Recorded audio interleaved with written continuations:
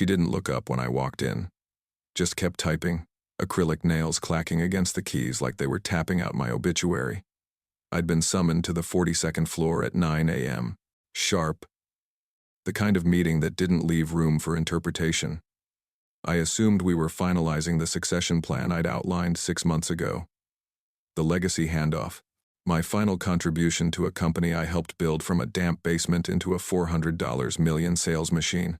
Instead, she paused mid-keystroke, turned her chair slowly, and said it. Your strategy is sound. For 1,975. My name is Ellis Train. I'm 61 years old, or, as she liked to remind me, 61 and change. I was Executive Vice President of Strategic Growth at Halcyon Sound Technologies.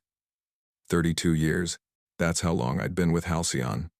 Started in '91 selling frequency modulators out of the back of a two-door Saturn. I'd driven almost 70% of the company's revenue last year. I didn't just hit quota, I wrote the goddamn template for it. Excuse me? I said. Not defensive, just confirming. The CEO, Blair Ristow, crossed one leg over the other, her heel bobbing. She wore this slick charcoal suit that cost more than my first car. Her mouth formed a smile, but her eyes stayed ice cold. I said your strategy is sound for 1,975.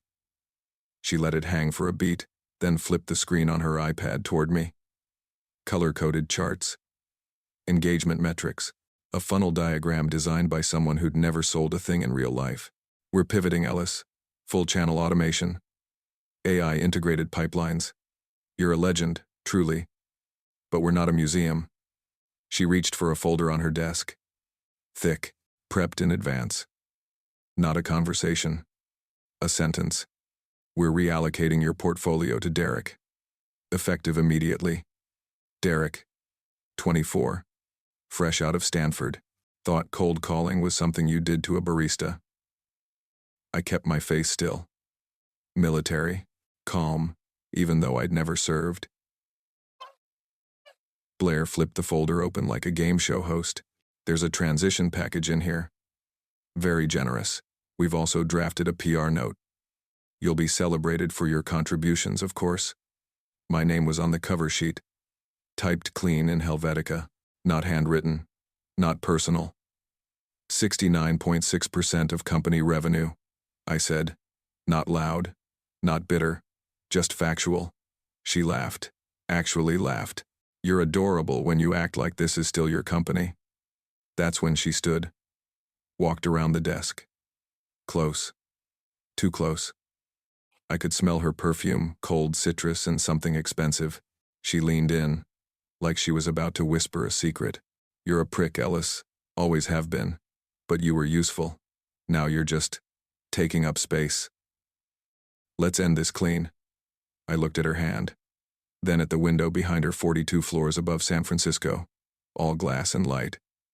And I smiled. Not the fake corporate smile. The real one. The one I used when a client tried to bluff me. I shook her hand. Firm. Controlled. Pleasure working with you, Blair. Her grip faltered just slightly. She expected resistance. Emotion. A desperate plea for dignity. I gave her silence. As I turned to leave, I caught Derek watching through the glass wall. He looked pale. Nervous. Maybe he understood what it meant to inherit a kingdom soaked in someone else's blood. Maybe not. I walked past him without a word. Elevator down. 32 floors of breathing, adjusting, compressing what just happened into manageable folders in my brain. In the lobby, my phone vibrated. Then again. Then again. Slack messages.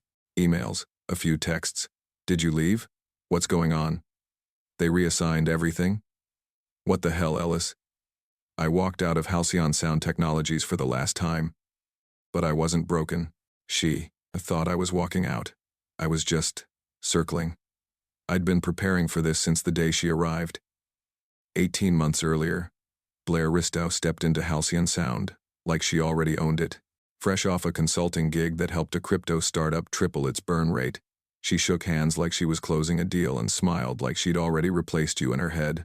The board had brought her in as a modernizing force. someone who could reinvent our direction. That was the phrasing they used in the shareholder brief, but what they really meant was, make the company younger, faster, shinier. She didn't waste time. Within the first month she'd restructured. The product team fired 3 department heads and replaced them with people who quoted Simon Sinek videos like scripture. I watched her closely, not just her decisions, but her movements. The way she scoped out department leads like a hawk circling livestock. The way she asked questions she already had answers to. She was smart, not genius smart, but dangerous smart, the kind that dressed disruption in buzzwords and called it strategy. So I got to work. Quietly. I backed up every deal I'd ever closed, not just contracts, but email trails, notes, call logs, anything that could prove origin. I stored it offline, encrypted twice, labeled under boring names no one would ever click.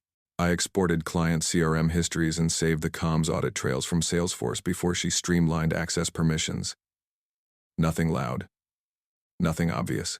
Just quiet keystrokes late at night and coffee meetings with IT buddies who owed me favors. She started showing up to meetings I'd never seen a CEO attend before. Just listening in, she'd say with that half smile. I knew what she was doing. Calculating influence. Measuring loyalty. More than once, I caught her watching me while pretending to check her phone. You don't get to be where I am without learning how predators stalk. She sent her second in command, Lane, to shadow my team for efficiency modeling. Lane was ex-McKinsey. Slick, empty suit, full of frameworks and acronyms that collapsed under real questions. I let him watch. Let him think I was transparent. Every meeting was a performance. I gave them just enough of the real playbook to make them believe they'd seen everything. I even complimented her once, during a quarterly review. Told her I admired her energy, her ability to shake things up. She smiled, tucked a loose strand of hair behind her ear, and said, "We need to evolve or be eliminated." That was her mantra. Disruption as virtue. I nodded like I agreed. Then that night, I called my 2 most important clients. Mason Arlen, head of procurement at SoundRev, and Kate Ozu, VP at Vanguard Audio. I'd built both relationships over decades, the kinds of accounts you don't earn, you inherit. They didn't like change, and they didn't like being lied to. I flew to Dallas to see Mason, bought him a steak and bourbon, laid out what was coming, told him if things shifted internally, he had my number. No pressure, just facts. He nodded slowly, then passed me a cigar. "Old dogs, huh?" he said. I smiled and lit it. With Kate, I didn't need to fly. One FaceTime call was enough. She'd heard whispers. She knew how this game worked. "Keep me posted," she said. "Not everyone's replaceable." Meanwhile, I cleaned up my desk not by clearing it, but by staging it. Left a few innocuous files out in plain sight. Just enough to look careless. They searched it 3 times. I know because I marked the alignment of a paperclip before leaving one night. Next morning, it had moved. Only a millimeter. But that's all I needed. And then I waited. It didn't take long. Her grip tightened. The board grew more silent. My budget was cut, in line with Q4 objectives. I nodded, smiled, played along. I let her think she was outmaneuvering me. What she didn't know was that I'd already copied the root server logs from Q2 into a secure, air-gapped system at my lake cabin.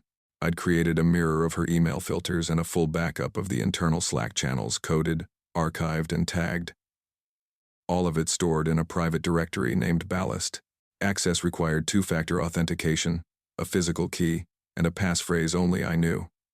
I sat alone that night, in my den, soft jazz on the turntable, watching the upload bar crawl to completion. This wasn't retaliation. It was protocol. You can't run a company on lies forever. But you can make people believe one, if they're scared enough. Exactly 1 week after Blair's handshake dismissal, things began to bleed. The first leak was subtle. A redacted PDF of Q3 forecast assumptions appeared on a private industry Slack. At first glance, nothing unusual, until someone noticed the numbers didn't line up with Halcyon's public statements from the same quarter. They were off by a margin big enough to raise eyebrows, but small enough to be explained away. Clerical error. Internal version. Preliminary draft. Blair called it noise. Blamed legacy documentation. Said in a company-wide memo that unauthorized data misrepresents our current trajectory. That was the word she liked to use. Trajectory, as if growth were a rocket, not a negotiation. But 2 days later, a second file dropped, this time in an anonymous Medium post. Internal email threads between finance leads and Blair's own office. Subject line: Revenue recognition concerns, Q4 pipeline. The body showed discussions about pulling renewals into the previous quarter to inflate numbers for investor calls. Suddenly the noise had a rhythm, and it was starting to sound a lot like a beatdown. I didn't leak the files directly. That would have been amateur hour. What I did was unlock the right doors, left a digital breadcrumb trail that someone more eager, someone younger would follow. I knew there were engineers and analysts in that building, itching for a reason to say, "Told you so." The internet moved fast. Faster than lawyers. Halcyon's Slack channels were locked down. It restricted access to internal servers. Blair instituted an emergency transparency audit and sent out a video message from her condo. All soft lighting and forced calm. She used the word disinformation 4 times in 3 minutes. Didn't matter. The damage had already begun to calcify. I heard from Mason at SoundRev before the board did. "We're out," he said over the phone. "Pulled our Q2 renewal. Legal's drafting the termination clause now. It's not personal, Ellis. You know that." I told him I did, but I still sat there for a moment after we hung up, letting the silence thicken. Derek, the junior rep who inherited my accounts, started losing sleep. Word spread that he was seen crying in the parking garage. Couldn't get Vanguard Audio to return his calls. Kate had told me they'd play it cool for a week, then freeze out completely. She followed through. Blair issued a statement to the board that rogue actors were attempting to sabotage the company. She even hinted at disgruntled former executives in a footnote. I smiled when I saw it in the shareholder update. She still didn't understand. I wasn't sabotaging anything. I was simply removing the scaffolding that held her illusion in place. That Thursday, I drove 2 hours north to visit Frank Delgado, my mentor. He's 84 now. Mostly blind, living in a care home that smells like cedar and peppermint tea. He'd been the first to believe in me back in the early Halcyon days. Used to say, "The sale's not closed until the check clears and the client doesn't call you a bastard." We sat under a maple tree near the garden. I told him what had happened. Not every detail, just the shape of it. He laughed, wheezed a bit, then said, "Funny thing about fire, Ellis, it doesn't just burn what's broken. It reveals what was hollow to begin with." He squeezed my hand when I left. "Whatever you're doing," he said, "make sure it ends clean." I promised him it would. That night the board received an anonymous email. Untraceable account. No signature. Just a subject line. "She's burning the company to raise herself." Inside, there were 6 attachments, each one carefully curated: internal forecasts, revenue manipulation discussions, selective deal reporting. Nothing dramatic, nothing sensational, just the truth, polished and stacked like bricks in a wall. I didn't send it, but I made sure someone would. They always forget who built the floor they're standing on. The emergency board meeting was scheduled for 7:30 a.m. Sharp, private, off calendar. No assistants, no advisors, just 12 directors, 2 legal observers, 1 CEO clinging to a shrinking throne, and me.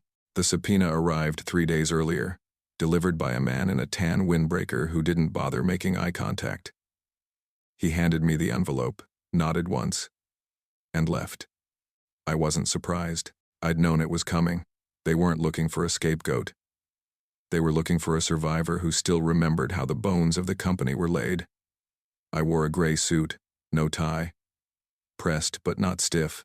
Walked into the Halcyon Tower like I was visiting a former battlefield, because that's what it was. The security guard at the front desk didn't recognize me. probably hired in the last month. Blair had started rotating staff. She wanted a clean aesthetic. No memory. No roots. The boardroom on the 48th floor was all glass and matte steel. Modern minimalism. Cold, by design. I stepped in and felt 12 sets of eyes turn toward me. Blair was already seated at the head of the table, tablet in front of her, fingers twitching just slightly. Her smile when she saw me was thin, professional, fractured. The board chair, Everett Singh, welcomed me with a firm nod. He was in his 70s and had been with Halcyon longer than most buildings downtown had been standing. He didn't waste time. "Mr. Train, thank you for coming. We understand you have information relevant to recent discrepancies." I placed the folder on the table. Black. Inside was everything they needed side by side.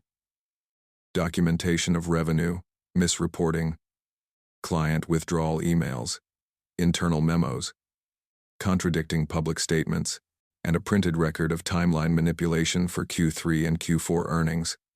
I didn't raise my voice. Didn't editorialize. Just walked them through the facts.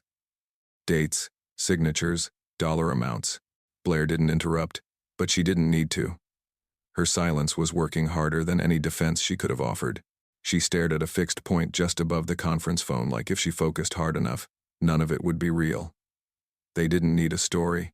They needed someone credible enough to believe. I'd built my name at Halcyon on consistency. I didn't throw tantrums, didn't play politics. I showed up, hit numbers, and built relationships that outlasted entire executive cycles. The documents in the folder weren't dramatic. They were surgical, measured, like everything I'd ever done. Everett asked 2 questions. Were these actions sanctioned by the board? No. I said. Were they known to you prior to your departure? Yes. Then he leaned back, folded his hands, and looked at Blair. "Miss Risto, would you excuse us for a moment?" Her jaw clenched just slightly, not defiant, just resigned. She closed her tablet, stood slowly, and walked to the door like gravity had tripled around her. I caught her eye for a second. She didn't glare, she didn't beg, she just blinked, like something behind her pupils had finally burned out. She walked in with power, she walked out with paperwork. I built it once. I knew where the faults were buried.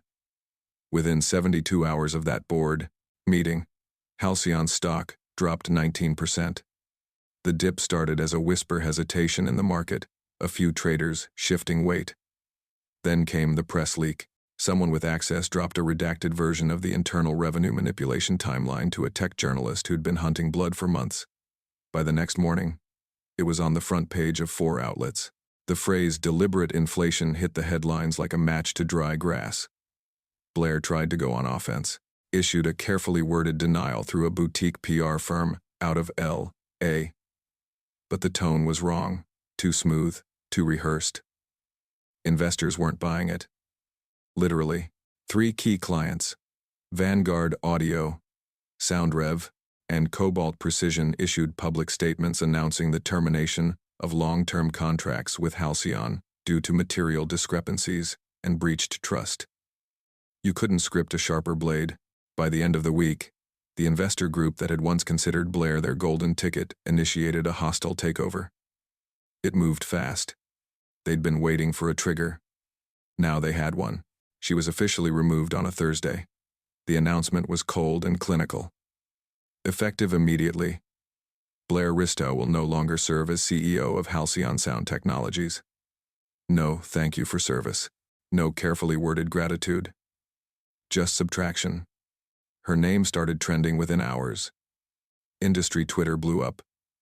LinkedIn postmortems popped like oil in a pan, and a few brave think pieces started drawing parallels between her downfall and other high-profile corporate implosions. Some tried to spin it as a gendered failure. But anyone with half a brain could see it wasn't about that. It was about greed, dressed in charisma. About overreach dressed in innovation. Derek, the 24-year-old who took over my accounts, resigned quietly. No announcement. No goodbye post. Just a disappearing act. I heard he moved back to Idaho. Someone saw him, working the register at a high-end ski shop in Sun Valley, selling gear instead of futures. I didn't gloat. I didn't toast. I watched. Not with joy. Not with vengeance. Just distance. Surgical distance. Like watching a collapsed building being cleared block by block. There's no satisfaction in rubble. Just confirmation. This wasn't revenge. This was equilibrium. They renamed the company within a month. Halcyon Sound Technologies became Linex Audio Group. New logo. New colors. New press release talking about visionary realignment and future-facing recalibration. But I recognized the architecture. The bones were still mine. The shape of the sales structure. The embedded supply chains. The decision trees I designed on yellow notepads back when we couldn't afford proper whiteboards. A letter came 3 weeks later. Thick envelope. Heavy stock. Hand-addressed. No return label. Inside was a handwritten note from Everett Singh, Ellis. We made a mistake letting you go the way we did. I know that now. You didn't just protect this company, you preserved its soul.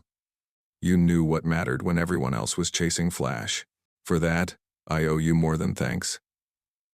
If you ever want a seat at the new table, there's one with your name on it. Everett. I read the letter once, then folded it carefully and slid it into the back of my filing drawer, between 2 client contracts I never used but could never throw away. I never replied. Some things don't need closure, they just need an ending.